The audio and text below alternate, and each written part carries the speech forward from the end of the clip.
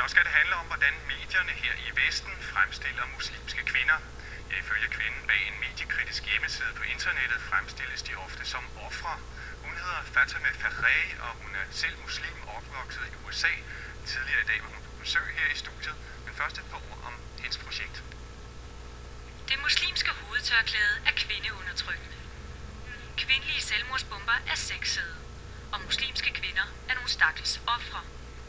Det er nogle af de fordomme, som internetsejlet Muslim Media Watch vil gøre op med. Ophavskvinderne bag sitet vil fortælle verden, at muslimske kvinder, uanset om de bor i Iran eller Ishøj, er langt stærkere end de undertrykte stakler, de bliver fremstillet som. Kvinderne kalder sig selv feminister og blogger om alt fra ligestilling og religion til vold og diskrimination. Bloggerne langer hårdt ud mod de vestlige medier og mod feminister, som er med til at fastholde muslimske kvinder i en stereotyp offerrolle. Som en af bloggerne skriver, man kan ikke kalde sig liberal, hvis man ikke kan acceptere, at nogle kvinder vælger at gå med tørklæde. Vi kan selv, og vi vil selv, er budskabet fra de muslimske kvinder fra Muslim Media Watch. You've complained that in the media there's not adequate focus on the strong and independent Muslim women.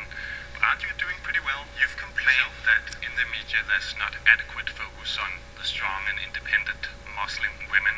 But aren't you doing pretty well yourself? Well, I am just one Muslim woman.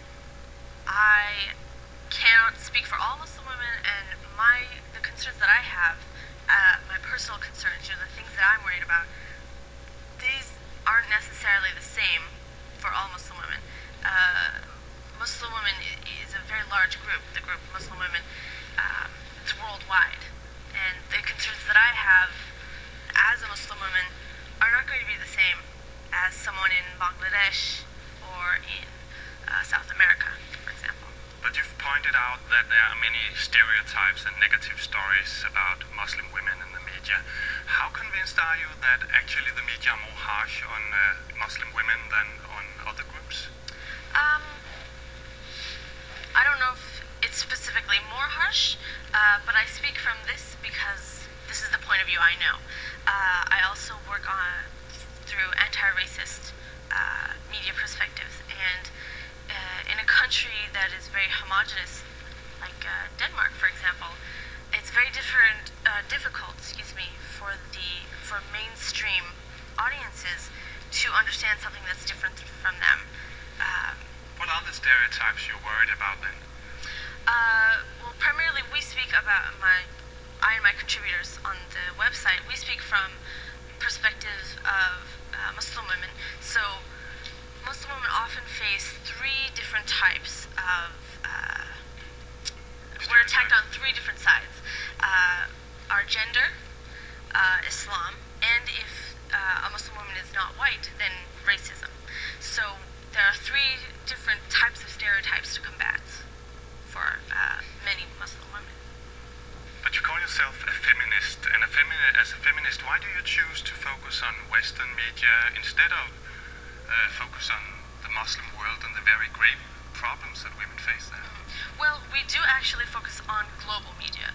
I and most of my contributors are based in the West, and so a fair amount of our coverage reflects what's happening around us. What I'm talking about here is real-world problems like in Somalia the other day, a 13-year-old girl was stoned. She was accused of committing adultery. In Saudi Arabia, women have to ask for a permission by a male family member to go out, to go to the dentist or whatever. Shouldn't that be where your focus is as a Muslim feminist? I do advocate for change in these situations, but my education, my training, and my interests lie in the media, and I think that often the media can exacerbate some of these problems, especially with Muslim diasporas in the West. That does not mean that there aren't problems for Muslim women worldwide, not just in the Middle East, not just in South Asia, but everyone has problems. I read that one of the media debates that sort of annoyed you is the debate on the Muslim headscarf. Why is that so annoying, you think? It's annoying because, like you say, there are bigger problems. And I think that Muslim women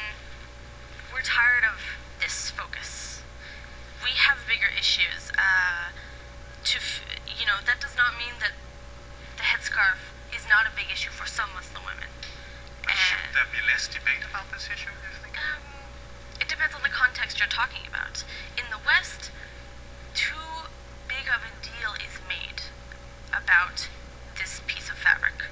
But some would say the debate is because some think this is a symbol of the unequal standing of men and women in the Muslim world, or in Islam. They would say that, but would they be correct? Is my issue. You don't think so? Can't. I can't tell you that you're oppressed without asking your opinion on it. That doesn't make any sense. A lot of the rhetoric around the headscarf and around this idea that it's a symbol of oppression in the West comes from people who are not Muslim, telling Muslim women, take that thing off your head, you're oppressed. And they didn't bother to ask her. But still, if everybody is to understand better the role of modern Muslim women, is that an important debate to have? Yes, but it should not be the only thing. And this is the problem. It becomes the dominant narrative around Muslim women. You think Muslim women, number one thing, you think headscarves. That's not an issue for all of the Muslim women, either in the West or in the world. Sagde altså Fatemeh Fakhraie, som besøgte studiet tidligere i dag.